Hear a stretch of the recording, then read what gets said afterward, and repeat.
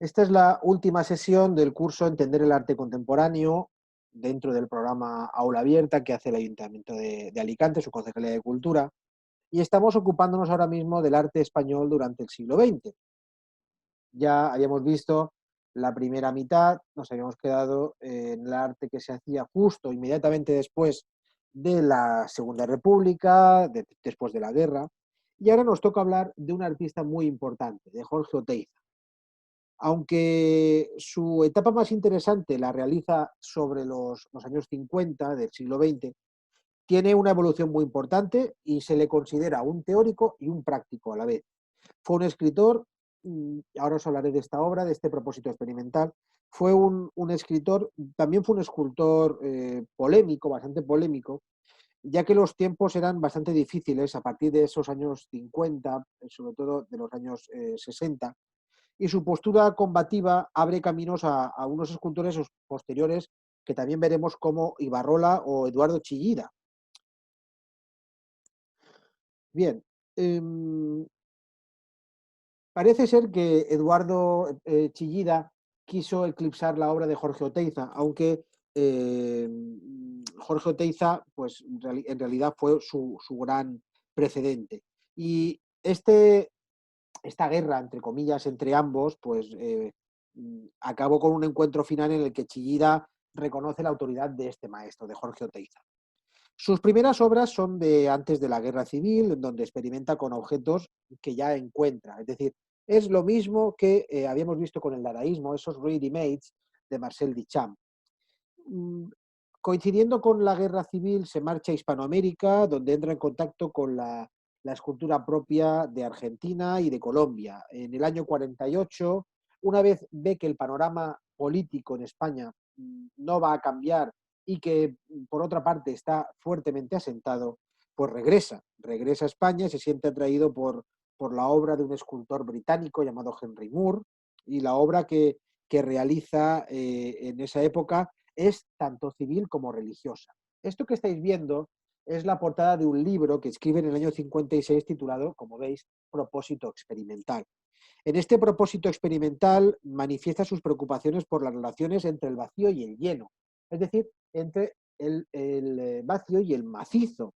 Sus preocupaciones también por lograr una reducción geométrica que condujera a lo esencial en el arte, en la línea de Malevich y esos constructivistas rusos que nosotros ya habíamos visto con anterioridad.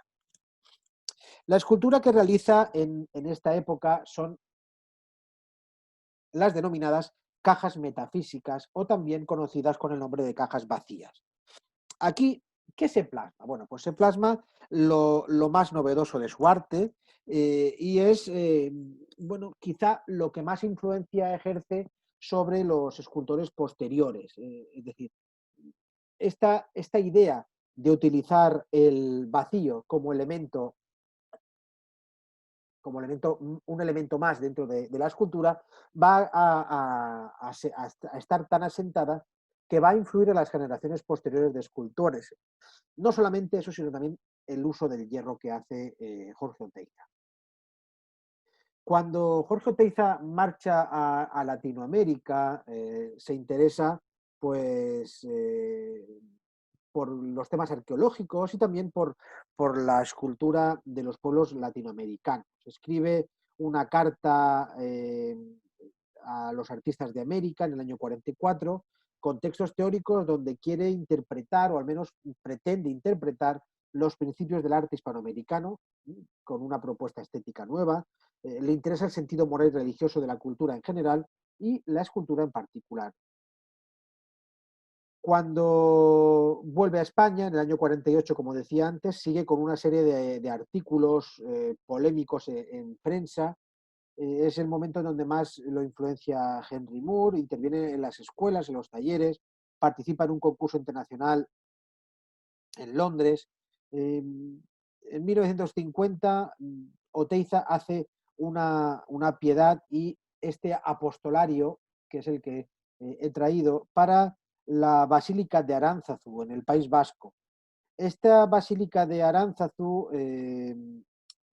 es como el conjunto o el aglutinante de los mejores artistas de ese momento, porque, por ejemplo, Sáenz de Oiza hace la arquitectura, Lucio Muñoz hace el retablo, Eduardo Chillida hace las puertas y a Oteiza le encargan el apostolario para la fachada. En realidad, este apostolado no se llega a colocar en la fachada porque las autoridades parroquiales de Aránzazu determinan que no tiene un lenguaje adecuado. Sin embargo, este apostolario finalmente se instala en el Santuario de la Virgen del Camino en León y, como veis, es un apostolario muy esquemático y abre la puerta al arte contemporáneo dentro de las iglesias que hasta ese momento eran particularmente reacias. El camino que sigue dentro de la estela de Malevich, ya muy a finales de la década de los 50, lo lleva a obras más innovadoras, donde deja todo el figuratismo y abraza un proceso hacia todo lo geométrico. Los estudiosos del arte que se han acercado a la figura de Oteiza se han detenido en esta época en su lenguaje, desde el punto de vista formal como sentimental. Oteiza defiende que su escultura abstracta puede también llegar a ser entendida como un arte religioso, porque busca lo que falta, porque lo que no está es lo que en verdad importa. Y Juan Antonio Ramírez, en este libro del cual os he hablado en alguna ocasión de Historia del arte en el mundo contemporáneo, habla de que Oteiza desarrolla una teología del reduccionismo. Y he notado aquí una frase que Juan Antonio Ramírez dice que es muy significativa, porque dice que eh, Oteiza desarrolla una visión metafísica de la ausencia. Está fuertemente influido por Casimir Malevich y está claro que Oteiza tiene que situarse como un antecedente inmediato del minimalismo.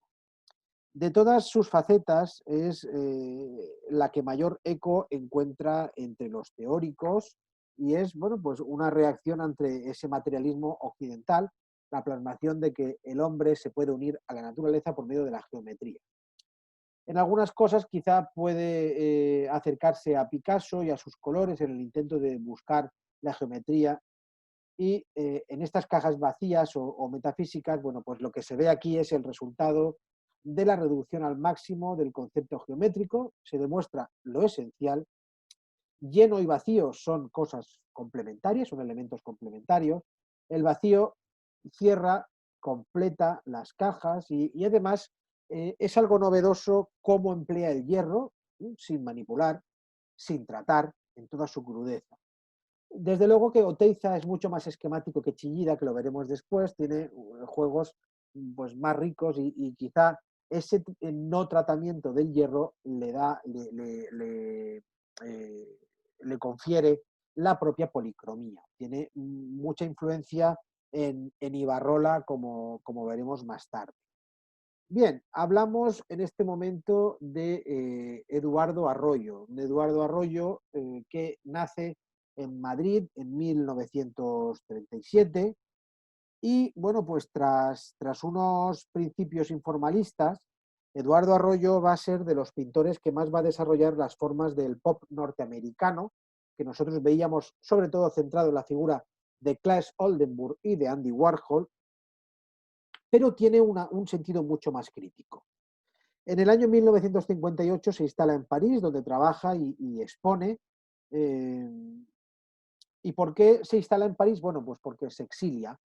Se le censura en España porque había apoyado a Cuba, había apoyado a los vietnamitas en la guerra de Vietnam, participa en las revueltas de mayo del 68 y al final, cuando regresa a Valencia en el año 1974, bueno, pues se le retira el pasaporte, finalmente se le declara exiliado oficial y por así decirlo, esa circunstancia es algo que no le va a abandonar nunca.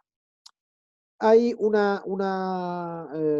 después de la muerte de Franco, empieza a trabajar una serie de temas que resultan interesantes, por ejemplo, pues, el eterno retorno de Ulises, Robinson Crusoe, en definitiva, exiliados, en este caso también podrían ser exiliados políticos, donde también trabaja temas policíacos, temas de registro, y siempre, al menos en las declaraciones que yo le he escuchado a Eduardo Arroyo, siempre ha dicho que a él le interesa el título y la historia del cuadro. Realiza escenografías en teatros rusos, cuando va a París empieza a formar parte de un grupo interesante de pintura política llamado l'Abattoir, es decir, el matadero.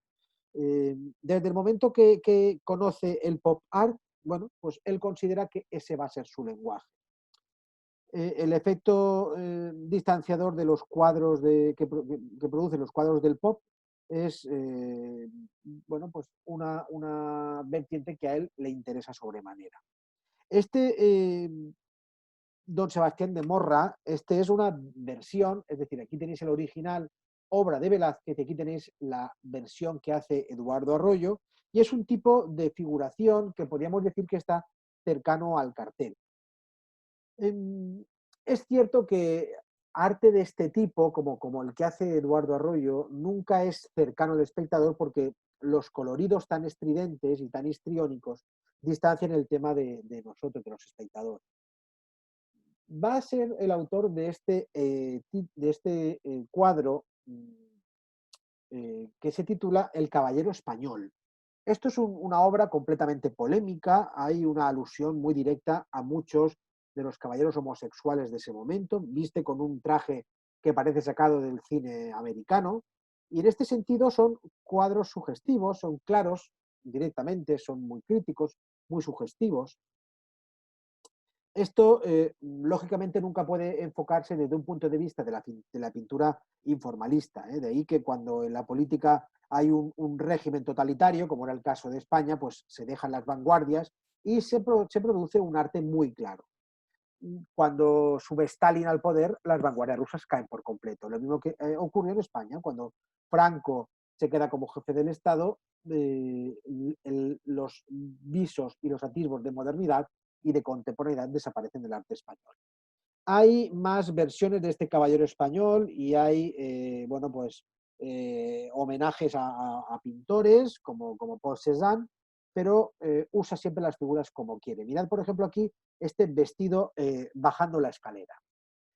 Este vestido bajando la escalera viene a ser una reflexión del desnudo bajando la escalera de Marcel Duchamp.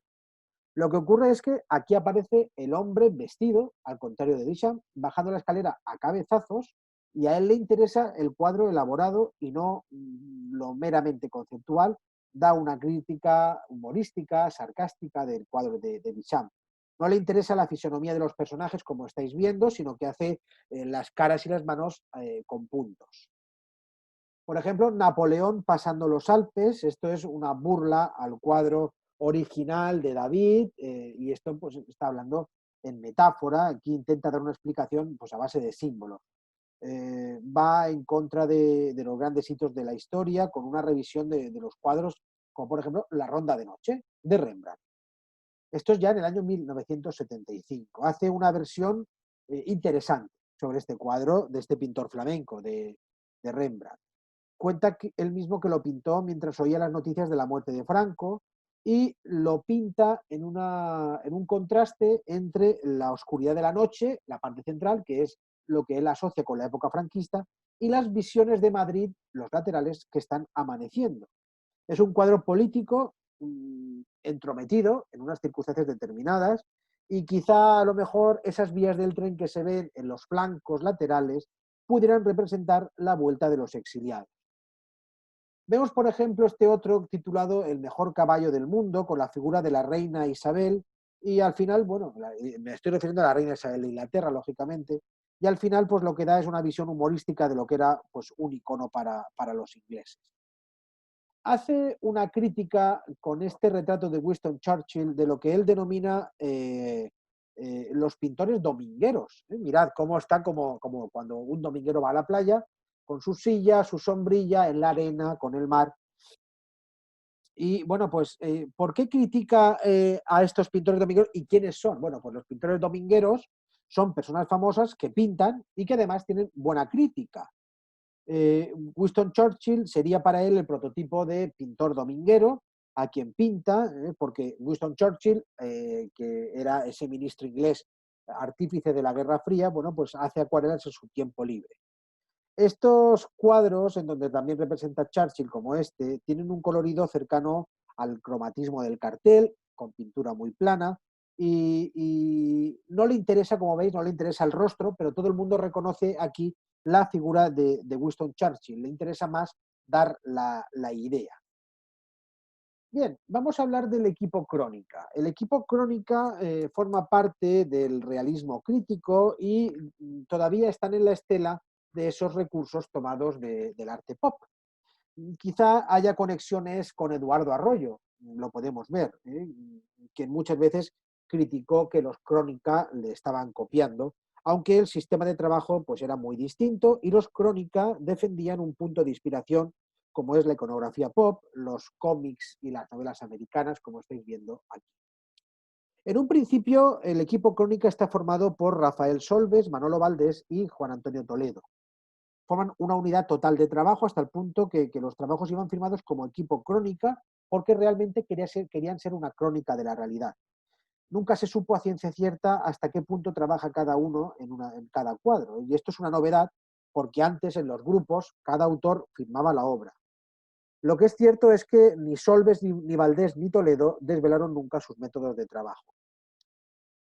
Del equipo conformado por tres, de estos Solves, Valdés y Toledo, Toledo sale pronto, y la mayor parte de la trayectoria del equipo Crónica la mantienen Rafael Solves y Manolo Valdés, hasta que muere Solves en 1981 y bueno, pues se produce también a partir de ese momento en que Franco muere, pues se produce una normalización del arte y seguramente si el equipo Crónica hubiera seguido, pues seguramente habrían tenido que cambiar la temática de su obra y las connotaciones sociales que dieron lugar a ese realismo crítico.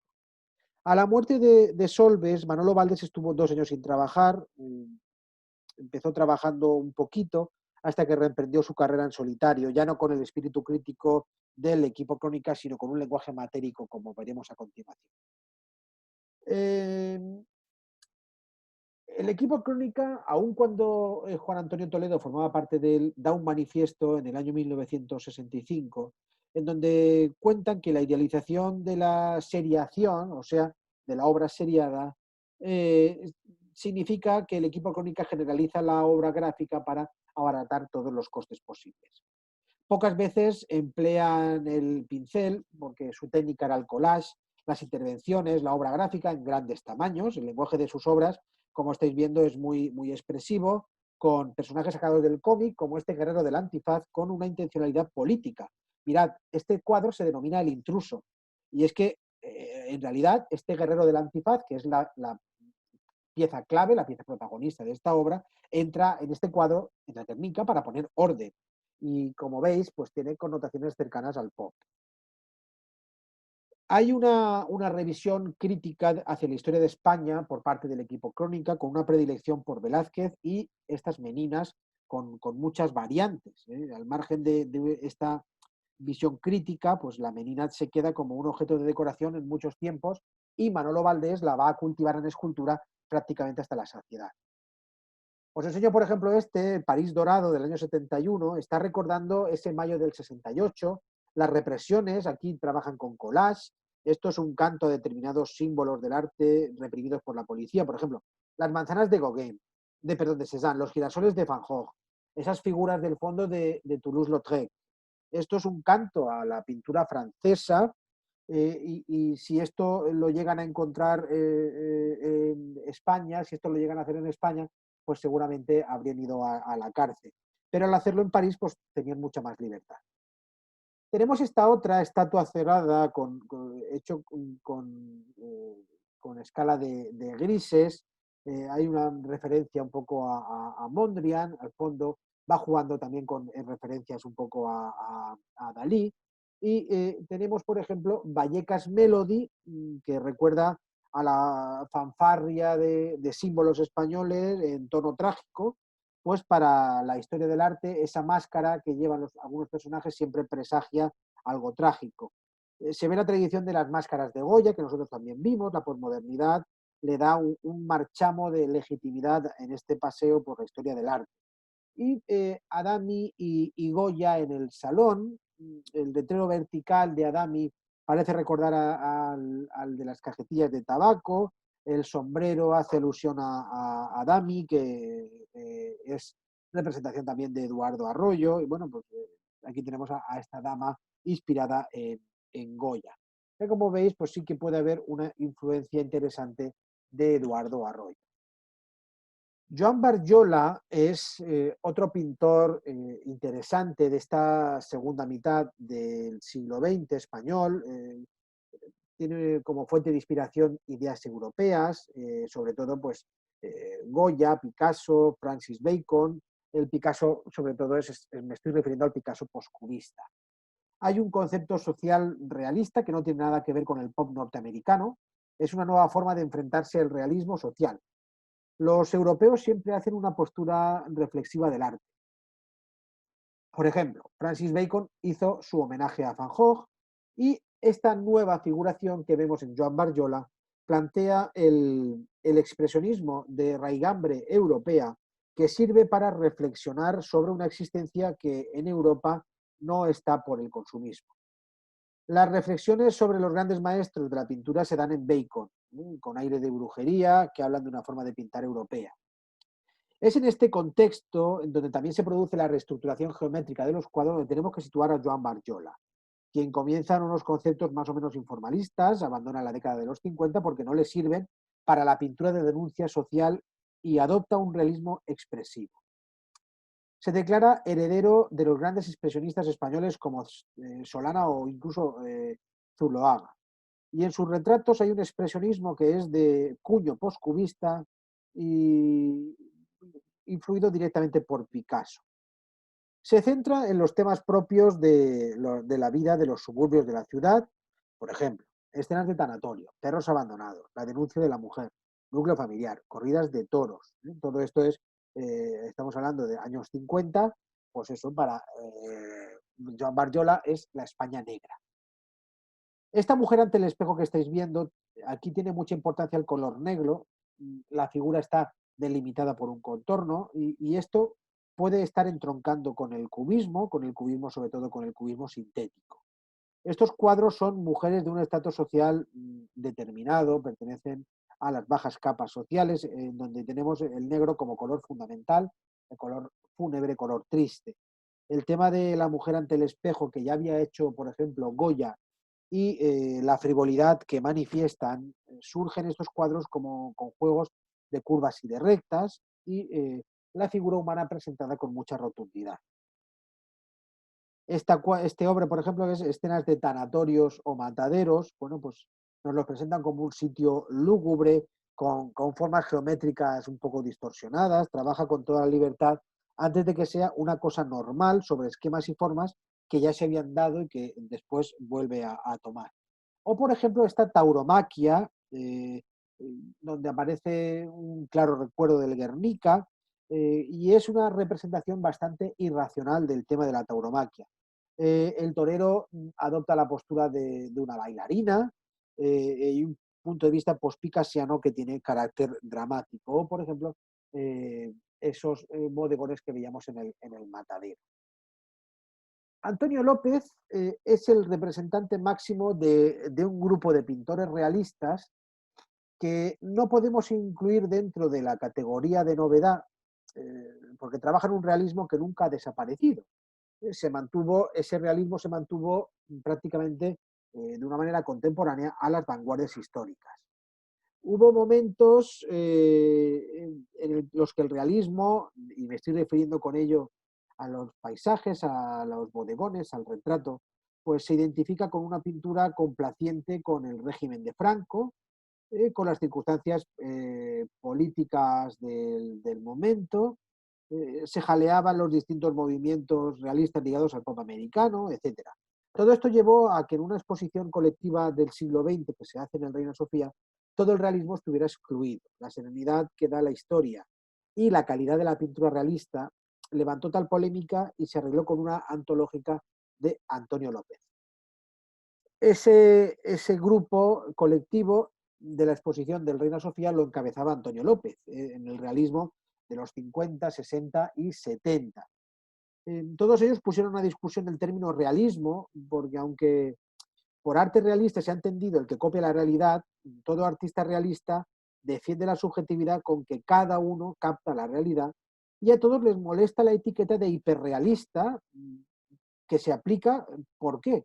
Pues porque pintan con mucha precisión. Y entonces, bueno, pues digamos que los artistas prefieren encuadrarse siempre del término realista y no del término hiperrealista. El término este de hiperrealista ha ido unido a la forma de trabajar en la que se proyecta una diapositiva sobre el soporte y se pinta. Entonces, digamos que a los hiperrealistas se les ha considerado carentes de oficio y de categoría por la carga de ilusionismo óptico tan grande que tienen sus obras. Antonio López maneja muy bien ese ilusionismo. En sus principios es un poco informalista, es de Tomelloso, nace en el 36, le inicia en la pintura a su tío y se forma en San Fernando. Realiza su primera exposición en el año 61 en la Galería Biosca y ya era un hombre muy reconocido. Sobre 1954 pinta este que estáis viendo, este retrato de mujer. Hay un recuerdo un poco a los colores fauvistas, no es ajeno a la personalidad de Picasso y a los fauvistas. La mujer siempre ha estado muy presente. Estas ideas primeras de tradición geométrica aparecen en otros cuadros, como por ejemplo eh, este denominado Josefina leyendo, que se puede, la figura de Josefina prácticamente se puede circunscribir en un cubo. Eh, Antonio López no es ajeno al informalismo, ¿eh? Los fondos sí que parece que tienden un poco a la abstracción y aquí la definición geométrica parece clara. Hay un ilusionismo en la colocación de los elementos, aquí la silla, aquí por ejemplo la silla del fondo, esa ventana o esa puerta, el suelo, no tiene un deseo maniático de reproducir la realidad.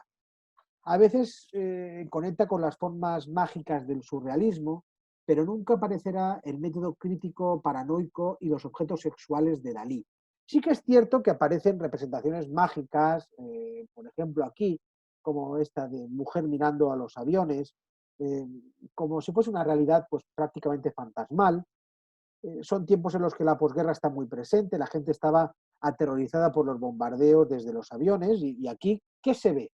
Pues una mujer en el campo horrorizada por los aviones en una sensación de extrañez. Parece que no es lógica la sucesión de los planos ni la deposición de todos los personajes. Aquí lo que vemos es una pincelada suelta y una visión completamente geométrica, igual que vemos aquí en Los novios. Con una pintura suelta, una visión realista, el marido le pone la mano en el vientre a esta mujer. Y el prototipo de Antonio López que se tiene es un pintor plenamente realista. En este caso, en esta pareja de novios, pues de aquí va evolucionando hacia un modelado más realista. A veces no llega a abandonar del todo la definición geométrica. Recupera la geometría de Cézanne, por ejemplo, aquí en el balcón, es un edificio, este que se ve al fondo, eh, este balcón, que es este edificio que se ve aquí, es de estirpe fascista, recuerda un poco a la Italia de Mussolini, y que es esa arquitectura racionalista que hubo en Italia con forma de cuadros. Eh, Después de las etapas informalistas, eh, Antonio López camina hacia un lenguaje realista. Lo que no olvida es el concepto de ese surrealismo mágico onírico, conecta con los sueños, las apariciones, lo absurdo, y Antonio López bautiza a su propia pintura con el nombre de desorientación reflexiva. Os enseño algunos ejemplos. La niña muerta es una niña en un ataúd en mitad de la calle, tiene un periódico al lado y esto nos puede parecer que es como una especie de contexto incorrecto. No se han ido del todo esas pinceladas informalistas, hay un guiño a los muros de tapies en estos muros de aquí, de este fondo, incluso en estas arquitecturas de aquí. Juega con partes dibujadas y partes hechas muy minuciosas, como este relieve del ataúd.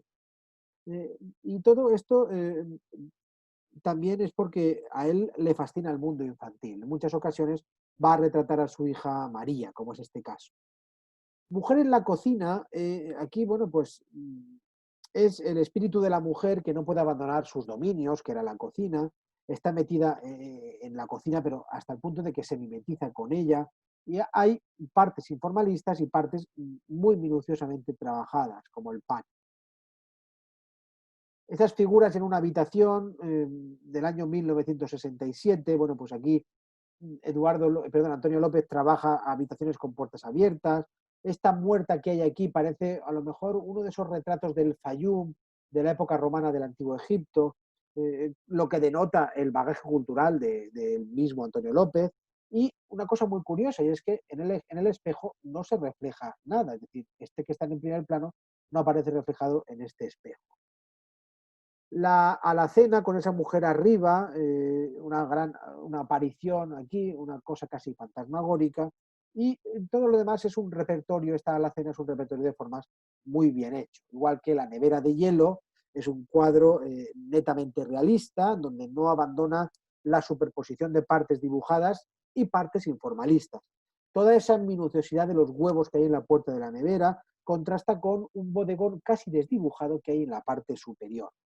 Una de sus obras más célebres, Lavabo y espejo, del año 67, bueno, pues quizá a lo mejor la visión de la parte superior pues no corresponde con otros puntos de vista, y está claro que viendo esta obra, pues la conclusión rápida a la que llegamos es que Antonio López domina tanto el color como el dibujo. Eh, Aún con Antonio López, la ropa a remojo, con esas connotaciones clásicas que tiene la ropa blanca, que es herencia, sobre todo de Zurbarán.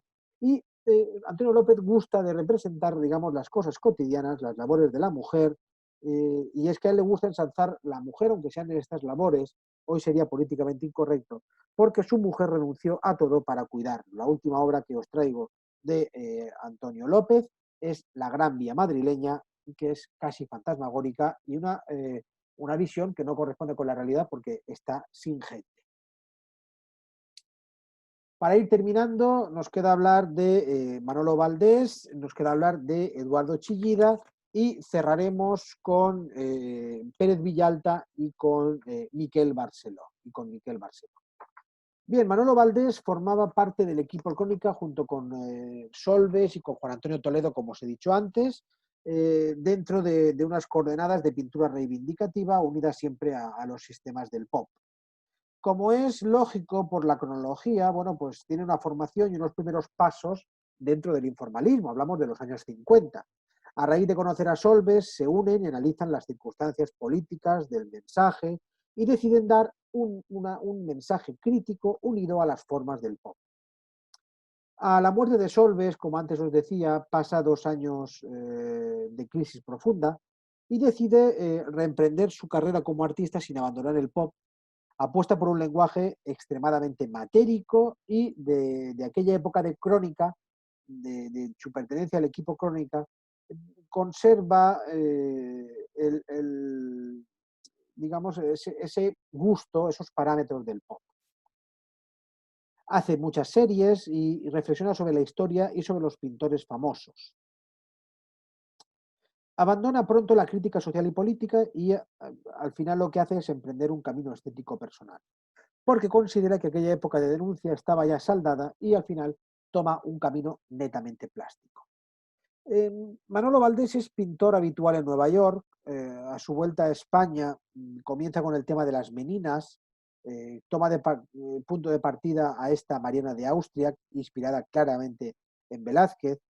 Y en el año 85 le encargan hacer una exposición muy interesante denominada El Museo del Prado como pretexto. Sigue con la obra gráfica manipulada, mira a Botticelli, a Liechtenstein, le gusta mucho el ratón Mickey Mouse, y últimamente, como todo el mundo sabe, pues se ha hecho famoso por sus esculturas.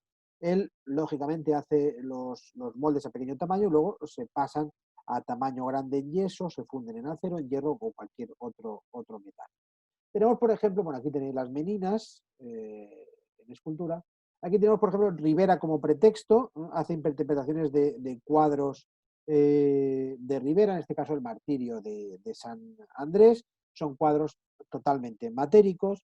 Botticelli como pretexto, es un gran formato.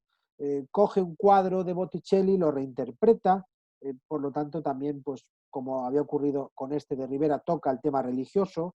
Eh, la unión con el pop la hace más bien en la época del equipo Crónica. Lo que hace ahora, pues como estáis viendo, es otra cosa bastante diferente. Tiene algunas concesiones a lo decorativo. En escultura, pues lo más característico de él, junto con sus meninas, son estas bibliotecas en madera, sin pulimentos, y es toda una pieza única. A él le interesa sobre todo la materia, a veces las combina con piezas de cerámica, o como veis aquí, por ejemplo, en Mujer sentada, en una escultura, donde no abandona el concepto del color que parece complementar la forma. Pasamos a hablar de Eduardo Chillida. Eduardo Chillida, fijaos, muere muy recientemente, muere en el año 2002. Empieza estudiando arquitectura, ve que no es lo suyo. En el 48 marcha a París, se pone a trabajar con pocos medios económicos. Tiene una primera época de atracción por la escultura de tipo clásico, trabaja el yeso, con un poco de recuerdo de la escultura griega.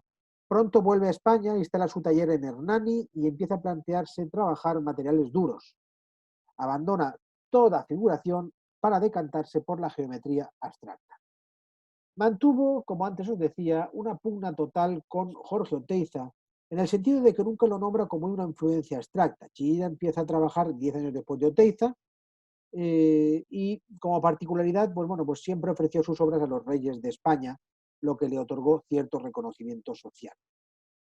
Chillida va más allá de Oteiza, trabaja en tamaños grandes, con un concepto diferente del espacio, trabaja el acero, y el concepto de ese espacio. ¿Por qué es distinto al de Oteiza? Bueno, pues porque en Oteiza no será una escultura con vacío, sino que el vacío entraba a formar parte de ella de forma estática. En las grandes esculturas de Chillida se puede entrar, se puede pasear. Le está él otorgando al aire, al agua, un papel dinámico que no tenía la escultura de Oteiza. Este caso que veis en pantalla se denomina elogio del horizonte, y el espacio cierra el círculo de arriba, se puede transitar dentro de la escultura como estáis viendo, y el espacio es algo completamente dinámico. Eduardo Chillida establece una diferencia entre los materiales. La piedra es igual a la masa, a la carne, el hierro son los músculos. Dentro de sus fuentes siempre nombra a Brancusi, le gusta también mucho la música de Bach por la vibración y el ruido. Se decanta por el hierro para unirse a la tradición de herreros del País Vasco, siempre pensando que son los músculos que atrapan el espacio. Y es un concepto cercano, este sí, a las cajas metafísicas de Oteiza. Hay otras obras donde lo que hace es perforar una escultura y un pedestal como un elemento dinámico. Por ejemplo, en esta denominada modulación del espacio. Aquí es el hierro el que aprisiona el espacio. La escultura aquí tiene personalidad propia, le atraen esas formas de dolmen, de menhir, de épocas prehistóricas, pero él lo hace enteramente en hierro. Trabaja el dibujo, el grabado, los grandes monumentos hace la pequeña maqueta y los dibujos preparatorios. Trabaja también la piedra como masa, aquí por ejemplo en el elogio de la luz. La curva y la recta siempre son líneas muy definidas en Chillida. Tendrá luego una etapa posterior donde trabaja piezas de tierra cocida. Os enseño alguno más, como por ejemplo el homenaje a Goethe, el soldado, que denomina Gudari, que es soldado en vasco, la estela de Salvador Allende, y bueno, pues en Madrid se empieza a conocer porque debajo de un viaducto que había en Madrid coloca una pieza de hormigón y la intenta elevar del suelo. Todo esto causó polémica y se dio a conocer más por la polémica que por el interés estético de su obra. De las más famosas, Los peines del viento, quiere dar un concepto dinámico a la escultura. Por ejemplo, cuando el mar está movido, pues el mar es el que rompe en el peine y provoca un sonido. Y por último, el elogio del agua, que se encuentra en Barcelona y que sigue todas las características ya comentadas. Dentro de la posmodernidad, ya hablamos de los finales de los 70 hasta los 80 más o menos, tenemos la figura de Guillermo Pérez Villalta. El término de posmodernidad surge aplicado a la arquitectura por el teórico Jenks al hablar para definir unas tendencias de los arquitectos de los 70 y 80 como Lionel Venturi, Botta o algún otro. Estos arquitectos están cansados de seguir el racionalismo en la arquitectura que había impuesto Messier Le Corbusier y Van der Rohe, y manifiestan una amplitud de miras y una convivencia de los distintos elementos formales. Ya no hay que buscar la pureza de imágenes, sino que puede haber edificios híbridos, formalistas, se cuidan los efectos escultóricos de forma. Y esta laxitud tiene su base sociológica en unos movimientos que se producen en Norteamérica a partir de la derrota de los norteamericanos en Vietnam, lo que supone una subida de aquellas minorías que habían estado apartadas del mundo artístico. Hubo reivindicaciones de género, hay un deseo de tranquilidad frente al movimiento moderno, caracterizado por una idea de continua renovación, y es propio de este movimiento moderno la consistencia pacífica de todo tipo de lenguaje. Sin embargo, algunos historiadores, como Valeriano Bozal, niega que la posmodernidad se ponga a la modernidad porque se apoya en este movimiento moderno. Es decir, para Valeriano Bozal, la posmodernidad es más bien una evolución de la modernidad. Es un momento de muchas teorías, pero a diferencia de lo que ocurría antes, no hay ningún manifiesto. Danto, por ejemplo, a partir de una caja de Andy Warhol, dijo que el arte ya había muerto. Octavio Paz, cuando escribe El paseante, habla de los finales del siglo XX y principios del siglo XXI como un momento de restauraciones. Y fijaos lo que dice Octavio Paz. No sé lo que es el arte. Lo que sí sé es que la historia del arte es una sucesión de resurrecciones de movimiento. Hablemos de Guillermo Pérez Villalta. Guillermo Pérez Villalta es un pintor de los años 80, se forma en Italia, tiene una obra erudita de fuerte sabor clasicista. Es una obra con argumentos que enlaza con presupuestos, algunos del barroco, incluso otros, fijaos, del manierismo. Se pueden englobar en una especie como de neobarroco. Este cuadro se titula El rumor del tiempo, está pintado en las procesiones de Semana Santa de Sevilla. Aquí veis, está representada la canina, que es uno de los pasos de la Semana Santa de Sevilla, y aquí tenemos la resurrección, y se ve este girar de la rueda y al final pues vuelve a entroncar esta línea curva con una línea recta y es una recuperación del pasado, es decir, del barroco. Por ejemplo, aquí esta obra también de Guillermo Pérez Villalta, denominada Fingiendo, pues que es como un traer al presente, traer a los años 80, parte de la pintura antigua. Y acabamos con Miquel Barceló y este autorretrato en la biblioteca. Bueno, pues Miquel Barceló es famoso por la visión que tiene de otras culturas, resucita la idea romántica del artista viajero y recorre diversas tendencias, tiene presente el expresionismo abstracto, el arte sigue siendo para él un campo de batalla. Y en este caso, en este lienzo del autorretrato en la biblioteca, bueno, pues para él esto es retomar el peso del saber, el cine, el expresionismo, todo el contexto parece ser que agobia un poco al artista, no llega a la angustia de Munch, pero bueno, pues se muestra bastante cercano a los expresionistas europeos.